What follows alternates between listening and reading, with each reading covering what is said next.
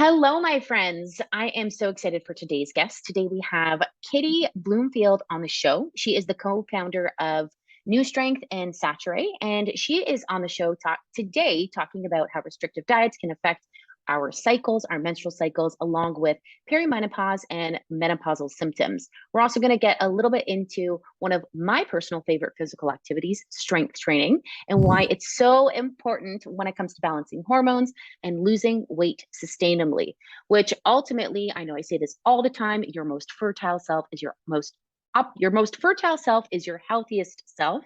So I'm really excited to have Kitty on the show today to talk about two of my favorite topics on this, strength training and nutrition. So I'll throw it over to you, Kitty. How are you doing? Oh, I'm great. Thanks so much for having me on. We were just chatting about the beef cheeks and how she can't find bloody beef cheeks in Canada. I know, exactly. Well, and also for those listening, you'll probably just have realized Kitty is actually Kitty is tomorrow. Kitty's in the future right now. Yeah. Kitty is in Australia. And yeah, so tell us, Kitty, so you're the co-founder of Nustrength Yep. and Saturee. Yep. Why don't we start with that? And then I want to dive into your story because I know you've got a pretty powerful story on how you came into all of this. Well, maybe I can start with that, and that will lead into Oh, how great Saturee idea. and New Strength was, because it's sort of like part of the story. So, um, I think if you're a woman listening to this, I'm sure you'll be able to relate to what I'm about to say. But, you know, how many women are really unhappy with their body and how they look? And then that starts this whole cycle of crazy restrictive dieting, trying to achieve this number on the scale because you think that you look a certain way, that you're going to be happy. And, I cycled through a lot of diets for like 17 years of my life. And I think that one that really particularly stands out, and I'm sure a lot of women can relate to this, is the old challenge, the challenges, or turn it to like doing something with a PT for a set amount of time to try and achieve this, goal body. And I remember, and I've done every bloody diet on the sun. Like I've done ketos. I'd do a diet, I'd be strict for a while, then the binge eating creep in, then I'd gain the weight, and I ended up with all of these health issues and, a lot of cycle issues too. I had a miscarriage, I had polyps, I had a D&C, I had really heavy and painful periods, irregular periods, and I never made the link or the connection between all the crazy dieting I was doing and what was, these symptoms and how they were linked. And so I remember, like I'd basically be binge eating and I'd put this weight on and I'd feel fat. And then I'd just get sick of myself and think, okay, fuck, I've got to do something. I've got to get on the next crazy diet. Mm-hmm. And so I remember signing up to work with this PT in the gym, and it was like a 12-week program. And I remember getting the diet from him, and it was literally 1,200 calories. And there was no dairy. So I was drinking black coffee, very little carbs. Like the only carbs are like blueberries. I was drinking almond milk. Lots of lean meats and green vegetables. And it worked. Of course it worked. And I stuck to it, and I got leaner and I got smaller. But as I got deeper into that sort of diet, again, the symptoms just get worse. So my sleep, because it's sleeping through the night, waking up multiple times, would take a shit for 3 days. Yeah. The cravings would be so like, I just would be wanting to eat sugar, But because I was working with him, I stuck with it. I'd get up in the morning, drink the black coffee, fasted, go and train for 2 hours, doing all of this HIIT workouts and heaps of cardio. And I got to the end and I was tiny, but I was fucked, And this is your 12-week program that you said. So this particular challenge, experience. 12-week challenge. And then, I got to the end of it, and, then I was like, you get to the end, you're like, oh, I'm so tiny. It's just great. I look so small. And then I would binge. I would end up binge eating. And I would feel so ashamed. And I remember I'd sit there on a Sunday night and I'd be like, okay, you can eat shit until 9 o'clock, and then you'll stop, and then you'll get up in the morning, and then you will just go back to the diet again. And I would do that. But then obviously the binges would get more frequent, and I would just gain more weight. And then I'd just end up right back where I would start it again. And then I actually got divorced. So and after I got divorced, I was just cycling again through the diets because it was a way for me to, I felt sad. So I controlled it by restricting my eating, right? And then I was actually seeing this therapist, and we would always talk about nutrition because I was always looking for that next diet. And I'm sure women can relate to this. You're like, hey, when you start a new diet, you're like, this is going to be the one. This will be the diet that I'm going to stick to, that's going to, I'm going to be able to lose all the weight and I'm going to look great. And, but you always end up right back in the same place. And she said to me one day, because I'd always be talking about green vegetables, because I'd hammer the green vegetables, every single meal. And it always made me bloated. And she said, Kitty, women who have thyroid issues probably shouldn't be smashing a ton of green vegetables. Have you ever read any of Ray Peat's work or my now business partner, Emma Skarakis? And so I went away and I read some of his articles, and I was reading one of her blogs defending fruit and other non-complex carbs. And when you're like, oh my God, like this is why my whole life I continue to binge eat. I can never stick to what I'm doing, why I've got all these issues. And I emailed her and I said, I have to work with you. And at the same time I met Craig. And basically what they taught me, transform my health, transform my body. Craig got me into strength training, which I absolutely, like you, love and am addicted to now. It brings me so much joy. And I started to eat more on a consistent basis. I started including dairy and ice cream and fruit and juice and all of these foods that I thought were forbidden, that I couldn't eat to get the body that I wanted. I started to build muscle because I was focusing on my performance in the gym and getting stronger. I stopped, doing hours and hours of running and cardio and HIIT and classes. And I got the body that I wanted, but also my cycle improved. I started to have regular cycles, no more pain. I was sleeping through the night. I was shitting every single day. Yeah. Your body was working. It was just working. Yeah. Because you were giving it the fuel that it needed. That's right. And the nutrients. And so then at the time I was working in mining, and I just hated it. I hated my job. And Craig was a PT. And, since finding this nutrition approach, I was like, every woman has to hear about this. I'm like, everyone needs to, realize that they can eat carbs and sugar. And I wanted them to, get into strength training and be empowered by strength training. So I left my job in mining, and Craig and I bought into this gym with one of my old coaches. That actually didn't work, and we bought her out. And then we did the gym thing for 3 years, built up the nutrition side of the business, really sort of honed in and developed our methodology. And then we sold the gym just before Corona and went online and developed an online program for women called Win at Life. What's it called? It's called Win at Life. Win at Life. Win at Life, yeah. And the reason why we called it that is because one of our clients in the gym said to me, she had done a testimonial for us, and she said, I've never been given a framework that had actually helped me win at life like you guys have. Yes. I was like, oh, that's a good name for our program. So we, Nustrength was born, the online program was born. And then I one day was emailing Emma and just saying, look, I just can't find any good skincare. I think I might make some skincare. And she said, do you want a business partner? And so we came together, started making all these supplements, food supplements that support our nutrition approach. Like we recommend liver and oysters, and some women are like, oh, Kitty, I don't want to eat fucking liver. It's terrible. Oh my God, Kitty, that's all I talk about in fertility. Do you know liver is one of the best foods for fertility? It's the bomb. It's the best food for everything. I'm like, exactly. It should be on the liver train. And look, but I get it. Like liver's not that tasty. No, I hate it. It's disgusting. I take the desiccated liver pills because I've tried like masking it in my chili. I've tried like putting it in like my bolognese sauce, but it's just, I can't do it. I agree. It doesn't make it nice. I tried doing it in a smoothie one day. I was like, oh my God. A smoothie. It was the worst raw liver. So we made freeze-dried organic Australian beef liver. I take them myself now too. I take the oyster capsules. I eat fresh oysters too, but just convenience for people who just, because like you say, perfect is killing the cow and eating the liver straight from the cow. But I mean, who the fuck's going to do that, right? Like it's more about being consistent, what you can do consistently. So yeah, we developed all these supplements, and then we created this saturated skincare, which is amazing, which we love. That's why it's called Saturee, yeah. It means saturated in French, or fed up. So we were fed up with all the shitty skincare. So that's just a bit about my story and, how the businesses were formed and why I just feel so passionately about this, because I think, once you're nourishing your body and you're training and you're prioritizing yourself, and I think a lot of the women that we work with are mums with kids, and they always put themselves last. That's what they tell me. And then they end up in this place where they're like, how did I get, and this is what they say to me, it's not my words, but like, I'm so fat and I'm so tired and I just put myself last. And it really is, it's so life-changing too. And I think, for me, I was always obsessed with food. Like I just felt like I thought it was about all consuming. All consuming. Yeah. I was either thinking about what I could eat, what I couldn't eat, like I'm so hungry. I'd suck on sugar-free bloody mints and drink cups of tea, at Mhm. work, so I wouldn't end up in the vending machine in Right. eating 8 crunchies, which I actually did one time.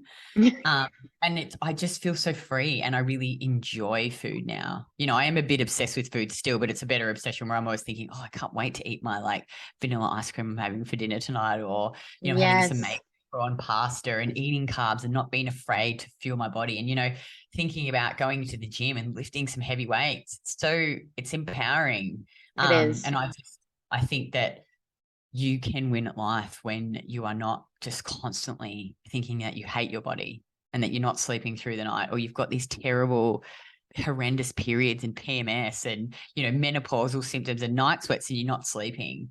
And I think that I feel a lot of women, especially like the perimenopausal and menopausal women, when I chat with them, they think that that's normal, that they have to Mhm. suffer, you know, and the Mhm. doctors tell them, oh, this is just normal, you know. This is And what you while have to they're go through.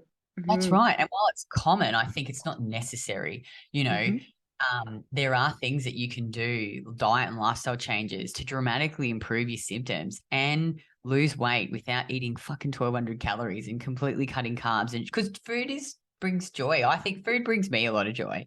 No, likewise. I think for most people it brings joy. It was for most people it brings joy. I mean, I don't know. There are some people out there who can just like eat the same thing every day, all the time, and just be on that cycle and be totally okay with it. I've heard of a few people, but for most people, I mean, everything revolves around food. Family gatherings, dinner, weddings, everything's all about food. So we should, and it tastes amazing, and there's so many opportunities to to make it enjoyable in our life that we should enjoy it. Yeah, and you can have both. I truly believe that, like, Mhm. you know, I always thought I couldn't find that balance. You know, I thought, oh, in order for me to look good, I always need to be restricting and having, you know, because I always had to cut out sugar and carbs and eat fuck all to try and get the body that I wanted.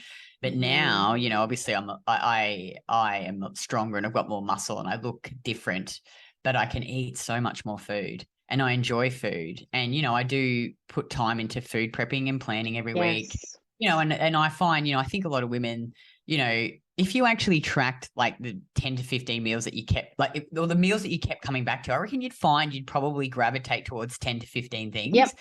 Yep. So, you know, like it's not like every single day I'm eating different things. Every week I'll like rotate things through. I'll be like, I'll eat something for a while. I think, oh, I'm sick of that now. And then I'll try something else, you know, but I still go out and eat with my family and our friends. I'll still have cocktails sometimes. You Mhm. know, you can have balance and you can enjoy going out and eating, and you can have the body that you want, I think. I think so too. I Yeah. totally agree with you, especially as like I just turned 39 in November, and I'd say like I've been active my whole life. I grew up competitive dancing up until the age of 15, dancing 20 hours a week. I mean, I started at 3. I wasn't dancing 20 hours a week at 3 years old, but I was very, very active. 4 brothers, never sat in front of the TV, was rollerblading out with my friends. My mom was like, "You are like the Energizer Bunny. I don't know what to do with you. You have so much energy." So for me, movement has always been my medicine. But I will say, as a woman, am very, very in tune with my body and understanding my cycle and knowing how my cycle is giving me telltale signs of my environment and what's going on and how I'm treating my body. I will say, as a woman, I got into strength training in my early 20s. And then have been strength training. I'm a yoga instructor. I've done all of it. I've literally done all of it too. But I will say, in the last couple of years, Kitty, my body has changed a lot. And I don't know if this was COVID, not being at the gym, not strength training as much as I was prior, stress of, trying to build and grow a business. Mm. Just, life happens It's sometimes. probably multiple factors, I'd say, like And all then those things. perimenopause. Yeah. Yeah, but because I mean, naturally, as your hormones change, I'm like, I notice I'm carrying fat in certain areas of my body that I just like, I feel like it's this, I'm doing quotes like stubborn fat, or I'm Mm. carrying weight where like I'm like, what is happening? I haven't been like this. Like now and so anyway, so I will say, as women, our bodies are always changing. So it's important to learn how to fuel and kind of care for the body, especially with our hormones. As our hormones ebb and flow and fluctuate and change throughout our reproductive years, it's going to Mm. have an effect on the body as well. So Mm. but what I will say is that always, whenever I come back to strength training, it is like I feel my ultimate best. I feel my absolute best. And what I want to share as well, and I'd love to have this conversation with you about it, is okay, a couple of questions for you. If somebody has not dabbled in strength training, what would you recommend would be like a good first step on how to kind of start moving towards doing some strength training? Like, would you say, no matter what, hire a personal trainer, no matter what, find a program? Like, what would your recommendation be? Look, I do think you need some guidance. And Yeah. so I think it comes down to what your budget can afford. So, Hmm. like if you have enough money, great. Like I've worked with a lot of awesome strength coaches, including Craig. And I'm not saying, like, probably the same as you, like you sound like you've been really active and you've had coaching. But Lots. if you can't afford that, there's heaps of great programs. Like even our challenge, we have a 7-day challenge, right? It's $27, one-off payment. You get 2 training programs in there, one for a beginner that you can do at home with just dumbbells, one that's a bit more intermediate advanced where you need more equipment, full video exercise libraries. Like you could even just start there. Hmm. Like I think the important thing is just get started, but I'd say like find something like that, or there's heaps of different apps out there, like strength training apps where you can Tons. have a program, you can watch the videos, and you can just start. I think having a program is a good place to start because, I mean, if you don't know what you're doing, where would you even know where to start, right? Exactly. Yeah. And so, following that question, I know I hear this, I mean, just from friends being a woman and just being in this industry for a long time is, oh, I don't want to, strength training is going to make me too butch or it's going to make me too muscular. It's good. So, can we talk about that a little bit and Yeah, and how it does totally. benefit body composition? I'll leave that with you. Well, I think like because I sometimes get comments from women saying, "I just don't want to look as muscular as you, Kitty." I'm like, well, fucking trust me, it's really hard to look muscular like me. I've been training for like 9 years. I've competed in powerlifting. I'm pretty fucking strong. Yes. My auntie held 150 kilos for 8 reps. Not many women will probably get to this stage, but for me, it's more like a sport. Yep. I really enjoy it. I love the challenge of getting stronger. You don't have to get this strong to see the benefits of strength training, but you do have to get Yes. stronger than you are. So one, I think it's a real misconception. Like it's hard to put on muscle and it takes Yes. years of consistent training. And it's unlikely that you're going to get to the point where you're like, fuck, I look too bulky. And the other thing too is Yes. if you don't lose the body fat on the top, if you just continue to gain muscle but don't change your body composition in terms of losing the body fat, then you might think, oh, Yes. I'm looking a bit Bigger chunky. than, yeah. Yeah. But I think that's a real misconception and it takes a long time. Like if you look at me and think, oh, she's pretty muscular, which I am, it's taken me a long time and a lot of training to get there. And I think, one of the things I find with women that we work with, particularly like 40s and 50s, is as you age, you lose muscle, right? Hmm. So muscle is very metabolically active and it needs more calories to maintain than, say, fat tissue. 5 kilos of muscle and 5 kilos of fat, they weigh the same. People say, oh, but they weigh different. They don't, because both weigh 5 kilos. But if you Hmm. looking at how much space they take up, 5 kilos of muscle is much smaller. So, Yeah. like if you always want to look at your body composition, because if you've got more muscle and less body fat, you're going to have that more leaner, toned look, I think. And what I find with so many women that we work with is they're just under muscled. So they don't Hmm. have enough muscle because they're not actually learning how to strength train properly. Their program, you need to have progressive overload. So basically lifting, progressively heavier weights, basically. I mean, there's more to it than that. But, Hmm. think about it like this. If you can say you start and if everyone knows what a deadlift is, where you just pick the bar off the ground, if you can deadlift, 50 kilos for 10 reps, and then in 6 months' time, you can do 100 kilos for 10 reps, obviously there'll be, like you're getting better at the skill and you'll make gains sort of there, or strength gains, but then you have to, like, to lift heavier weights, if you're standardizing your form, like the heavier weights you can lift, you're going to put on more muscle, if that makes Hmm. sense. Hmm. And I think, like I said, when it comes to that better body composition, if you want to be able to eat more food, if you've got more muscle, you're going to also be able to eat more food. And I think too, like the recovery process from strength training is very energy intensive. So Hmm. what I find with women is the ones that really apply themselves and lift weights and strength train, 3 to 4 days a week and get stronger, their deficit calories are higher. So they can eat more and still be in a calorie deficit and lose body fat and change their body composition. And when they get to their desired body composition, let's say I'm just making some numbers up, 72 kilos at 25% body fat, they look so much better because they've got more muscle, less body fat, and they're able to eat more food while maintaining that new leaner body. Does that make sense? Yeah, totally Yeah. makes sense to me. Yeah, yeah, Yeah. and that's something that I also want to mention as well, is because when you say as well, you get to eat more food. I think that could be scary for women, because you think eat more food and then you think I'm going to gain weight. But I think there's like a reframing of a mindset that you really have to take when you're walking into kind of a program like this, or if this is what, if this is a challenge you'd like to accept for yourself, or you're wanting to, change your body composition, or looking to really optimize and improve your health, there's a mindset shift that comes with it, right? Because Yeah, and you know what really helped me too, because I think a lot of women, and like when I say this, someone like, oh, I don't want to fucking track my food, but the tracking. So when I came into this, Craig really taught me about the importance of like tracking my food intake, tracking my training intake, like looking at the data, like looking at my cycle, my sleep, Mhm, my digestion, my energy, looking at all of those, and my weight and my measurements, all of these feedback markers basically. So, mhm, you know, when I because my background restrict to try and be small, right? And then Emma taught yeah, me all about the carbs and the metabolism, and I could eat dairy and eat sugar and all these things. And then so once I actually started tracking my food and took a bit of the emotion out of it, and so I would mhm, set my macros, do my meal plan, eat the food for a week, lift the weights for a week, and at the end of the week we'd measure what's happening. So we do my measurements, we do my weight. And over the course of because you want to look at it over a longer period of time, because yes, muscle gain takes time to change body composition. So let's say we looked at it over a month. I could see in a month, I was like, oh, this is cool. Like my measurements are going down.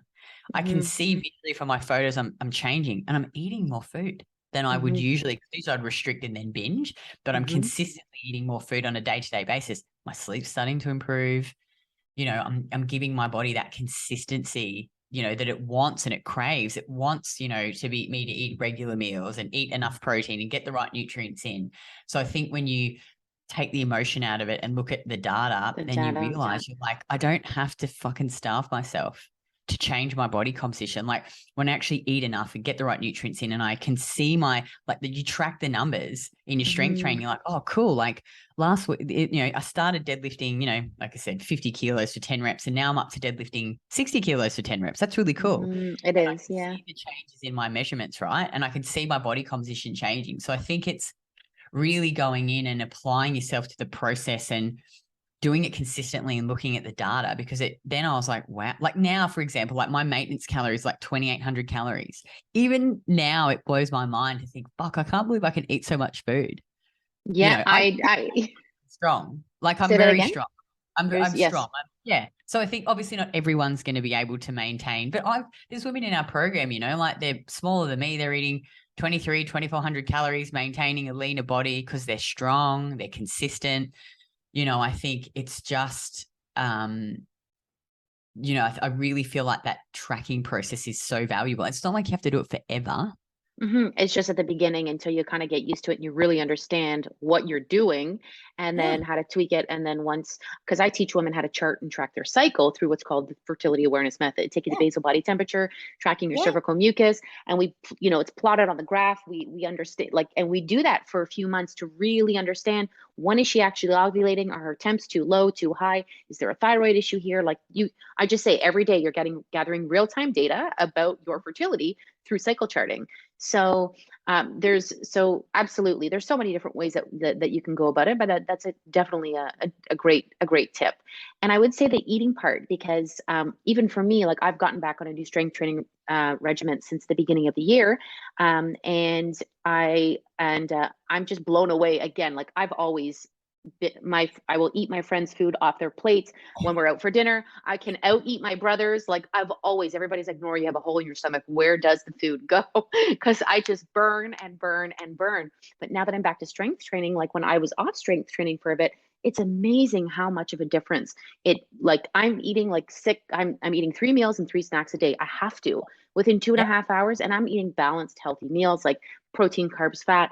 But in 2.5 hours, I am hungry again, and I'm not restricting. If I'm hungry, I'm going to get food, because I can't work if I'm Yeah. not if I can't Isn't it eat. amazing So though? Like, because Craig and I've talked about this. So like, people will say, well, like if you put on X amount of muscle, how many more calories do you actually burn from having more muscle? And when Craig told me from this like studies, it's actually not a huge amount. mhm, Like, but I think it's the recovery process that's so yes, you think you go into the gym, you actually don't burn that many calories strength training, but you're pushing your body to try and lift weights that you haven't been able to lift before. So like pushing close to or to muscular failure with good form.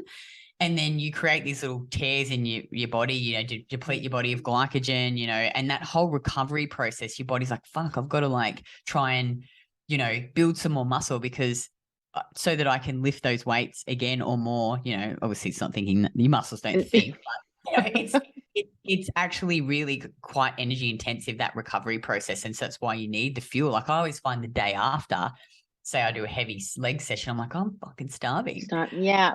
Yeah. Yeah. And it's just, it is amazing. It also too, like it improves your insulin sensitivity, having more muscle. It's like this cool sink for glucose. So you'll be able to utilize carbohydrates better and eat more carbohydrates. And who doesn't want that? Right.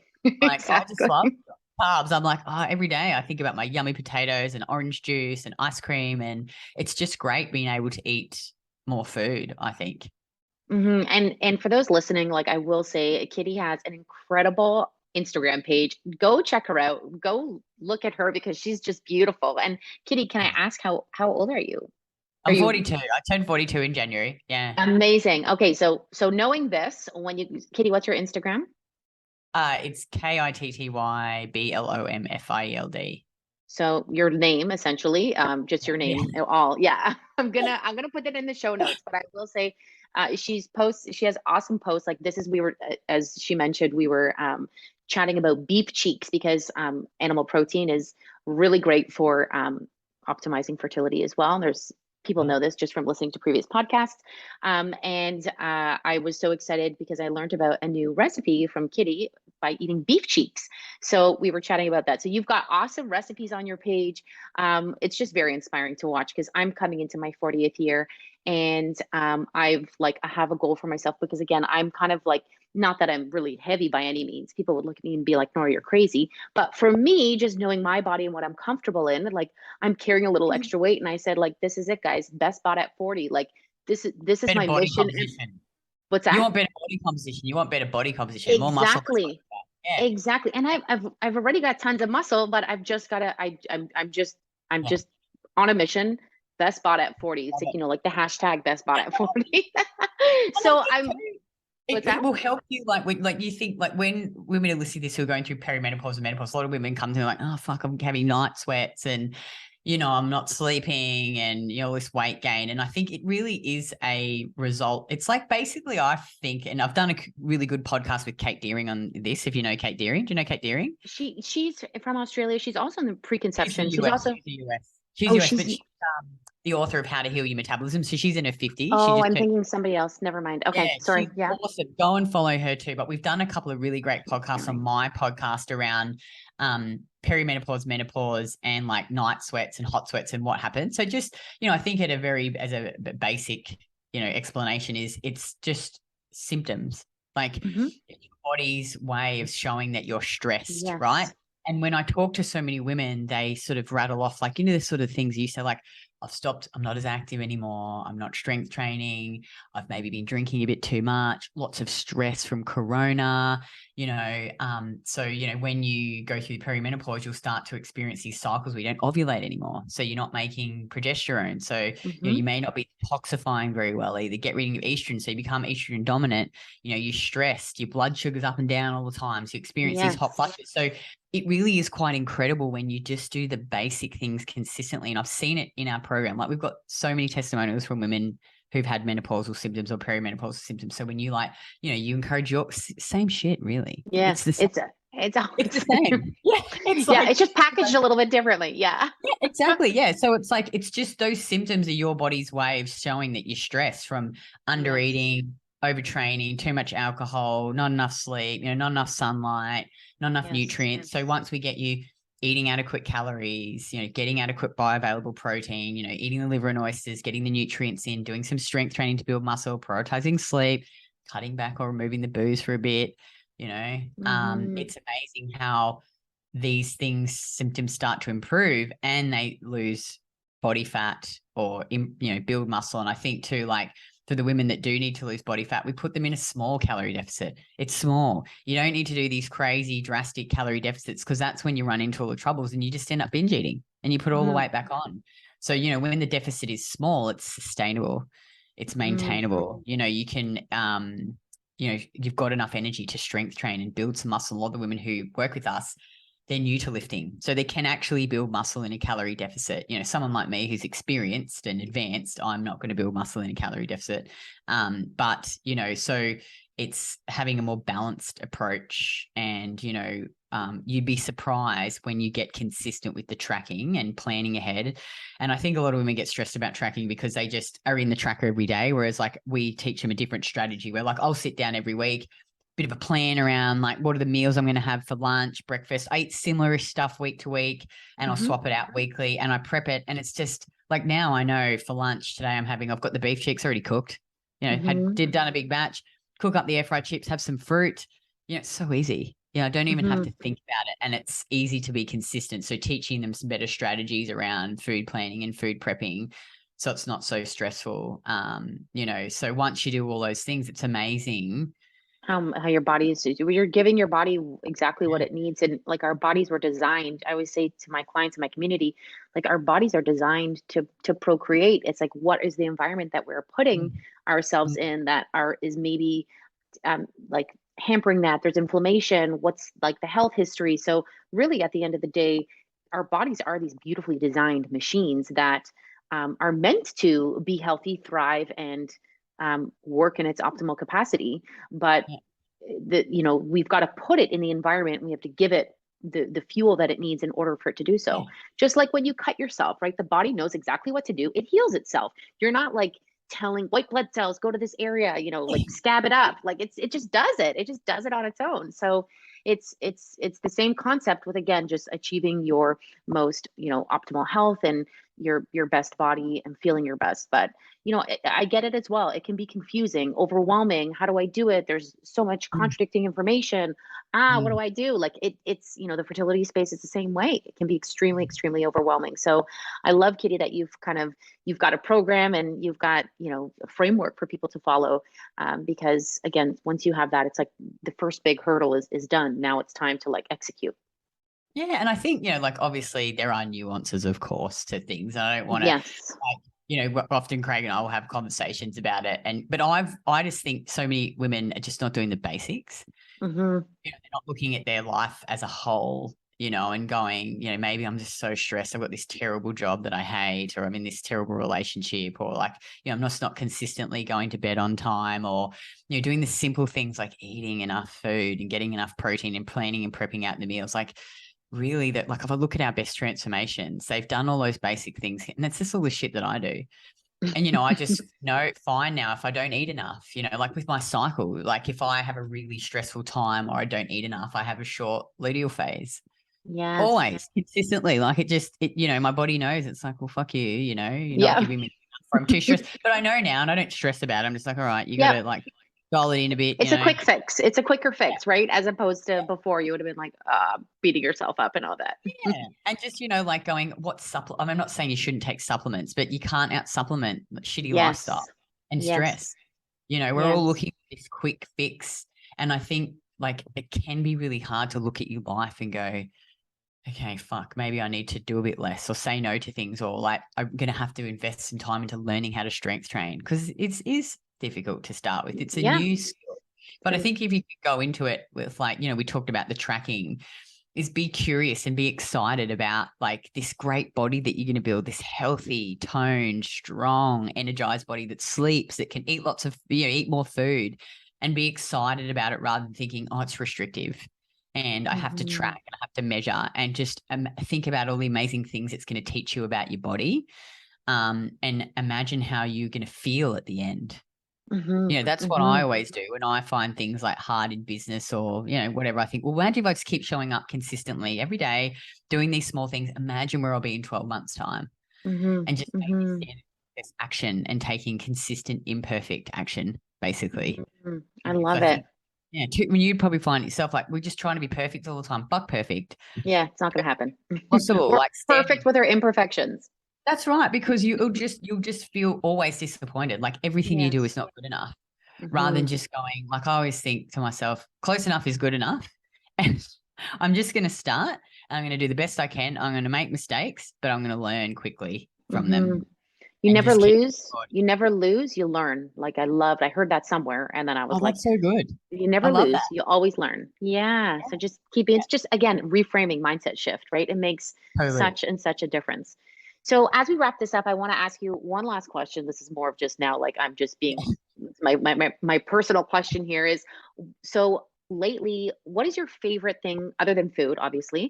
for recovery? Because lately I've been doing Epsom salt baths every night after my strength training days. And oh my gosh, it is be so, even just like 15 minutes in the 10, 15 minutes, I'm not sitting in the bath for a whole hour. And I do like a cup of Epsom salt in my bath. I sit there and I tell you, my sleeps after an Epsom salt bath and after a strength training day are just like Amazing. beyond incredible. So I'm just curious to know, like, what else do you do for recovery? Well, actually, one of our friends, Libby Westcombe, she's in the perimetabolic space too. I interviewed her. She's been on the podcast a few times, and one of the things she's got me into is some zone 2 recovery cardio. So it's quite low intensity. Like you can be able to breathe through your nose to do Mhm. it. And it's something that I've been doing for because I train hard. Like I push myself really hard in the gym, so I'm often quite sore. Doing that, I have done that consistently once a week. I just use the cross trainer because I fucking hate the spin bike because I'm like, I've just got bad memories of that from doing RPM every day, fasted for like years. And I Post-traumatic hate stress disorder. totally, and I hate running too. The cross trainer is just nice and easy, and I can put my headphones in. So I've been doing that, and that's really helped me just recover from the soreness a bit more, and then be able to hit it hard the next session. So Mhm. that's really something that I love walking too. I Yeah, I walk a have a lot. husky. I have a husky. I walk at least an hour to 2 hours a day. Like it Yeah, doesn't I think matter what that's the great. weather is. Yeah. Getting some sun, I think saunas can be quite good too. We're actually getting a red light Yes. sauna in February. Uh, Yes. But the Epsom salt baths, I'm a bit like I just don't like filling out the bath waiting for it. But it's a good idea. It's a good idea. You I've know got some what? people send me I shit. I'm like, I need to get into the bath. You're like, oh I was like that always too. I'm telling you, yeah, something happened. There was a switch like as yeah, January hit because I was like, oh my God, fill up the bathtub. It's such a long ordeal. But yeah, actually, pretty surprisingly, it only takes 5 minutes to fill up the bath. It does not take yeah, that long. It doesn't take yeah. long. Okay, Go make all right. yourself a snack, fill up the It is a bath. good excuse. You're right. Put the turn on, and then I can go. And then how long do you sit in it? 20 minutes? Not even 10, Yeah, 15 minutes. 10 perfect. minutes. And I I've find got 10 a minutes is beautiful intense. bath. Yeah, We there you moved go. into this house like a year ago. It's like was pretty new, and it's got this huge bathtub in the second bathroom. So So it might yeah, take a and little bit longer to fill up your tub because it's probably bigger than mine. But but uh, the benefits are still there. And I yeah, honestly, sometimes what I'll do too, because it's the evening, I'll just make myself a little snack while the bath yeah, is filling up. I'll take a bath and then I'll just have a little snack before I go to bed. Because yeah. some depends if I'm hungry, I'll make myself a little something. And the last thing I want to say also with regards to all of the strength training, eating more, which might sound like backwards to some people Yeah. listening, who knows? But wherever you are, I will say if this podcast is the ultimate pregnancy prep podcast, majority of women listening are trying to get pregnant. Like all of this can be applied if while you're trying to get pregnant as well. Because what I want to say too is as you build strength and you are going to have that strength to then carry a healthy baby. I have Totally. so many clients who I know they're like, my back pain, my core isn't Yep. tight enough. And so all of this work that you're doing up front is going to help with your pregnancy. Also, it will help with delivery. I know this because I did a prenatal yoga teacher training as well. And I mean, I saw until the cows come home, it's like helping with delivery is just squat, squat, squat, squat, squat, squat, squat, squat. And also, it will help with your postpartum. It will help with your postpartum recovery of, being pregnant. Yeah. So Being strong. this is just There's no literally the benefits to being strong. foundations. No like disadvantage, I don't think, to being strong, and just even for later in life, mobility, Yes. and it's interesting what we've had, like, even though our program's not about like fertility, about specifically, we've had Yep. heaps of women come in and get pregnant in our program, and we have the wow Mhm. babies, we call them. So The wow babies. That's the cute. wow, win at life, the wow Oh babies. Yeah. wow! Oh wow! Yeah. Win at life. Yeah. Yes, Yeah. wow, ladies. Yeah. Yeah, babies. It's pretty That's amazing. nice. That's amazing. And are these women? Are they like perimenopausal years? So like usually in their 30s and 40s, mostly in Yeah, their 30s. Yeah. Because we get a lot of yeah. women who've had kids and now Right. they're, And now they're like, okay, it's time for me to like take yeah, some power yeah, back to my life. focus on themselves. Yeah. Yeah. Yeah. Yeah. Wow. Well, thank you so much, Kitty. Can you tell us where, and again, we'll put this all in the show notes, but just tell us Yep. where people can find you. I know we already talked about your Instagram, but where else Yeah, can so people I'd find you? say probably go to the Instagram because that's got a link there with our website. We've got a YouTube channel. We've got a podcast. I think the podcast is great if you're interested in learning more because I've interviewed heaps of different people on there, and Craig and I just do one every week on small topics. But yeah, probably best Instagram. And What's your podcast called? weight loss for women, eat more, train less, get results. Weight loss. That's a long title. Yeah, weight loss. Yeah, weight. It is weight loss. I'll send if you go to my Instagram, you can see the link there. Yeah, weight loss. I'll put it in the show notes. Yeah, eat more, train less, get results. Yeah, Love it. Eat more, train less. That yeah, sounds doable. yeah. And they always say to my guests at the end, if there's one piece of advice you would give, I guess, I mean, I was going to say anybody trying to get pregnant, what would it be? Or even with regards to just being a woman and feeling empowered in her best self, like what would your one piece of advice be to just throw out there? I think just start and take Hmm. consistent, imperfect action because. Hmm. Like you don't have to do everything at once. You could just start by like, one thing we get women eat the carrot salad every day. Start just having a good balanced breakfast every day for a week. Then you could Hmm. go, I'm going to throw in a walk. Then I'm going to eat the carrot salad. Then I might try to do some, food planning. So I think it's just making those changes and, being okay with the micro failures and just showing up and taking that consistent imperfect action. Because if you do that in 12 months time, you'll be in such a better spot than if you constantly go, I have to be perfect. It's not the right time to start. Yes. Just like we talked about, you can't, no one's perfect. No one can be perfect. It's Yeah. impossible. Yeah. Well, thank you so much, Kitty, for your time and for sharing. And it was great. I loved interviewing you. Thank you. Thanks so much for having me. Thank you.